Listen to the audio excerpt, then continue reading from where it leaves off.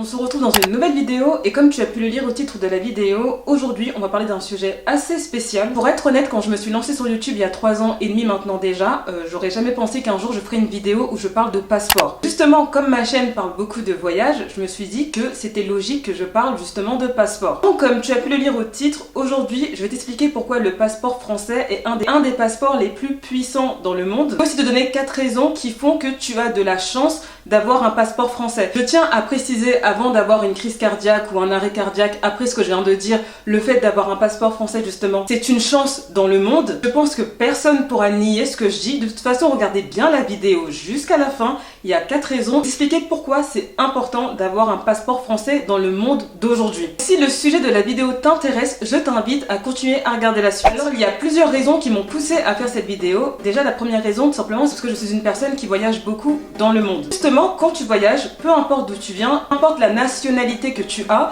vite comprendre que parfois ton passeport c'est un peu un handicap pour voyager. Et tu vas te rendre compte qu'il y a d'autres nationalités qui ont plus de chance avec leur passeport. Et justement ça c'était un détail sur lequel j'avais jamais pensé parce que voilà, je suis née en France, j'ai des papiers français, pour moi c'est des papiers comme n'importe quel autre. Vraiment je pensais comme ça. Quand j'ai commencé à sortir du territoire français, plutôt à sortir de l'espace Schengen, tout ce qui est l'Europe, je me suis rendu compte à quel point mon passeport était puissant dans ce monde. Alors oui, peut-être ça va surprendre certains d'entre vous quand je pensais qu'à l'époque j'avais des papiers, parce que j'ai des papiers, c'est normal qu'on a des papiers.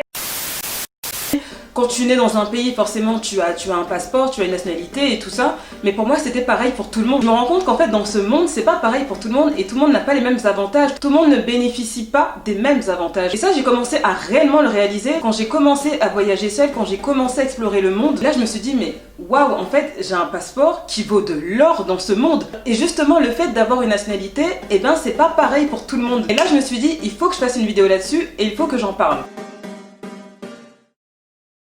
Alors j'avais regardé une vidéo sur YouTube en début d'année justement, c'était une chaîne, je sais plus, c'était pas une chaîne française en tout cas. C'était un mec en gros qui donnait le classement des passeports les plus puissants dans le monde. Il avait fait un top 10 justement et après ça moi j'ai fait mes recherches sur internet. Pourquoi je dis justement qu'on se déplace facilement? Parce que justement quand tu as un passeport français, européen tout simplement, il y a plein de pays que tu pourras visiter sans avoir besoin de visa. Il y a des pays où tu pourras rester 6 mois tels que le Canada sans avoir besoin de visa et plein d'autres pays dans le monde où tu peux rester 3 mois maximum. Ta nationalité te permet de rester sur un territoire sans avoir de visa pendant 3 mois maximum dans la plupart des pays. Alors que ça c'est vraiment un avantage, que tu peux te déplacer où tu veux, quand tu veux. Pas tout le monde qui bénéficie de ça en fait. Pour de continuer mon discours, là j'ai trouvé sur internet le top 10 des meilleurs passeports. Le premier pays c'est le Japon avec 189 destinations où ils peuvent aller sans avoir besoin de visa. Donc c'est le Japon en premier. D'ailleurs ça m'étonne que ce soit un pays d'Asie. Le passeport le plus puissant au monde c'est le passeport japonais. Deuxième position, il y a 2 pays, donc il y a l'Allemagne et Singapour avec un total de 188 destinations sans visa. Donc eux aussi c'est un passeport aussi très puissant. En troisième position, on a la France, la Finlande, l'Italie, la Suède, l'Espagne, la Corée du Sud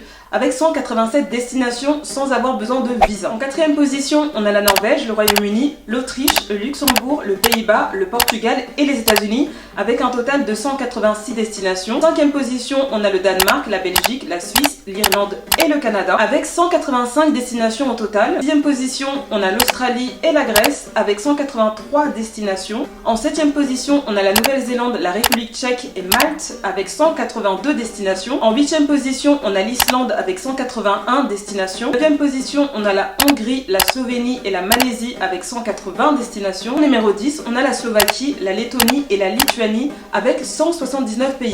En gros, du Japon à la Lituanie, il n'y a que 10 pays de différence pour ne pas payer de visa quand on se rend dans un pays. Voici le top 10 des meilleurs passeports justement dans le monde.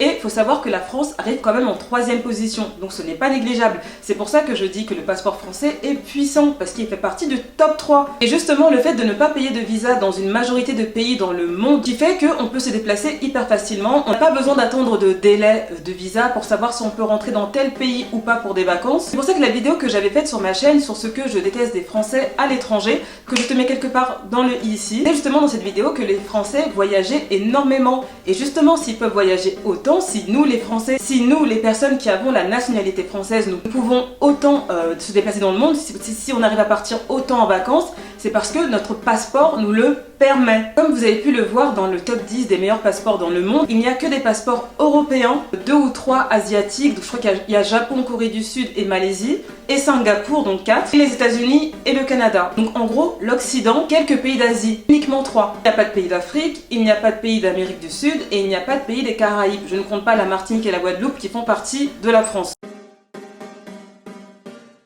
Donc il faut savoir que quand on possède la nationalité française, nous avons des facilités de visa pour partir vivre à l'étranger pour 1 ou 2 ans de manière générale. Je vais exclure ceux qui sont à la fac, puisque quand tu es à la fac justement, tu as aussi des facilités de visa. Si tu veux faire une année, je sais pas moi, en Argentine ou je sais pas quoi, si ton université elle a des accords avec des universités d'un pays étranger, tu peux faire ton cursus, tu peux faire ton année de fac dans un pays où tu veux. Ton école, et je crois même que si la France a des accords avec ce pays pour les étudiants. Aussi Erasmus aussi, donc déjà il faut savoir que ça c'est une chance. Un semestre de tes études dans un autre pays, tu peux le faire grâce aux accords que ton pays a avec un autre pays en fait. Donc au niveau des études, on est très facilité, surtout qu'on a le passeport français.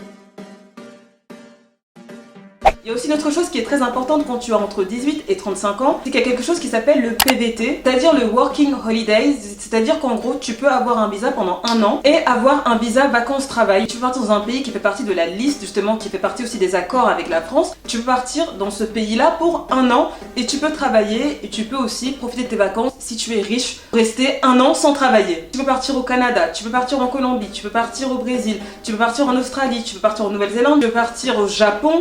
Enfin bref, je mettrai en barre d'infos justement le lien pour ceux qui veulent faire un PVT. Et faire 1 an à l'étranger, n'hésitez pas à regarder le lien en barre d'infos, mais il faut que tu aies entre 18 et 35 ans. Pour la majorité des pays, il faut que tu aies entre 18 et 30 ans. Pour certains pays, comme le Canada et l'Australie, il faut que tu aies entre 18 et 35 ans.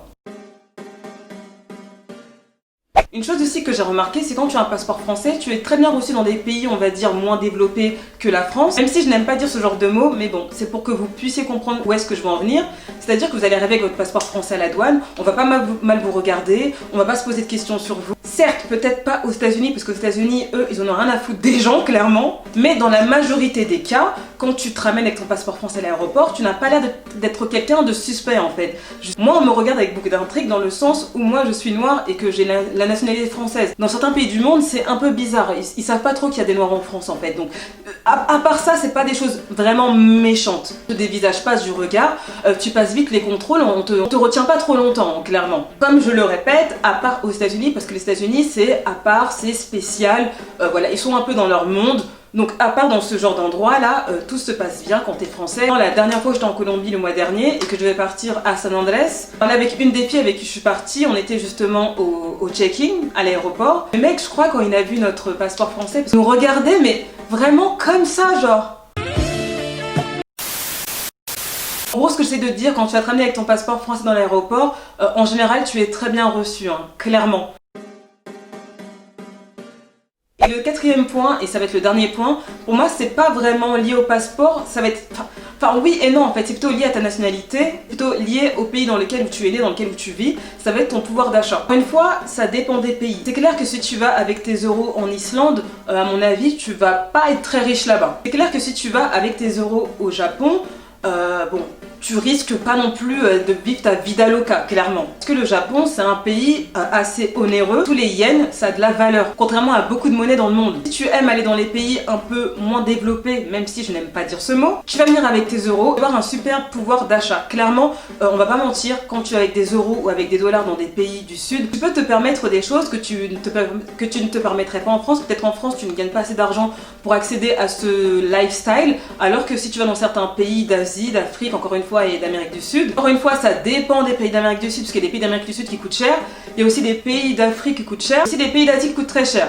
On va parler de manière générale. Tu peux vraiment avoir un gros pouvoir d'achat et vivre comme un riche ou une riche dans certains pays. Pour conclure cette vidéo, je suis pas en train de faire la propagande du passeport français, loin de là. Je me suis rendu compte avec les voyages que quand même que j'étais assez privilégiée d'avoir un passeport français qui me permettait de voyager là où je voulais, sans avoir besoin de passer par des cases visa, tout ça. Donc il y a des pays qui me bloquent l'entrée dans leur pays, tout ça. Il y a plein de personnes qui galèrent pour venir en Europe, qui galèrent pour les États-Unis, qui galèrent pour aller dans plein de pays. Les personnes justement qui ont une nationalité française ou européenne, on a énormément de portes ouvertes dans le monde. ça, je l'ai réalisé il y a pas très longtemps. C'est peut-être grave que j'en prenne conscience que maintenant, que moi j'ai grandi qu'avec des personnes qui ont la nationalité française. Donc nous, on connaît pas les problèmes pour voyager, on sait pas ce que c'est de galérer dans un pays, on sait pas ce que c'est de nous faire refuser un visa, on sait pas ce que c'est. Justement, le fait après avoir parlé avec plein de gens justement qui me disaient qu'ils galéraient à voyager, qu'ils pouvaient pas aller dans tel pays parce qu'il fallait un visa, parce que je sais pas quoi, mais je me dis, mais en fait j'ai grave de la chance, je me rendais pas compte. Parce que je pensais qu'un passeport c'était qu'un papier parmi tant d'autres, mais je me rends compte qu'un passeport c'est quelque chose d'hyper important sur cette terre et que justement ce document il a le pouvoir de t'ouvrir des portes tout en fermé. Personnellement, je trouve ça grave que la vie de quelqu'un, on va dire la liberté de se déplacer de quelqu'un dépend d'un document en fait, dépend d'un document par rapport à un pays où il a été délivré. C'est ça que je trouve encore plus grave. Vraiment, depuis peu, j'ai pris conscience de la valeur de ce document que j'ai en ma possession, parce que grâce à ce document, je peux aller là où je veux, je peux faire des visas, par exemple partir à l'étranger. Je veux pas dire que c'est facile, mais on a certaines facilités. Et surtout, je peux me déplacer dans 187 pays sans avoir besoin de payer de visa. Donc voilà, on arrive à la fin de cette vidéo. J'espère que cette vidéo t'aura plu. N'hésite pas à me dire en commentaire si cette vidéo t'a appris des choses. N'hésite pas à me dire en commentaire ce que tu en as pensé de cette vidéo. N'hésite pas à me le faire savoir en commentaire. Si tu as aimé la vidéo, n'oublie pas de me laisser un petit pouce bleu. Et si tu n'es pas encore abonné à ma chaîne, n'oublie surtout pas de t'abonner à ma chaîne et activer la petite cloche des notifications pour mes prochaines vidéos. Pour toute mon actualité, n'oublie pas de me suivre sur Instagram. Et en attendant ma prochaine vidéo, je te fais un gros bisou. Bye bye.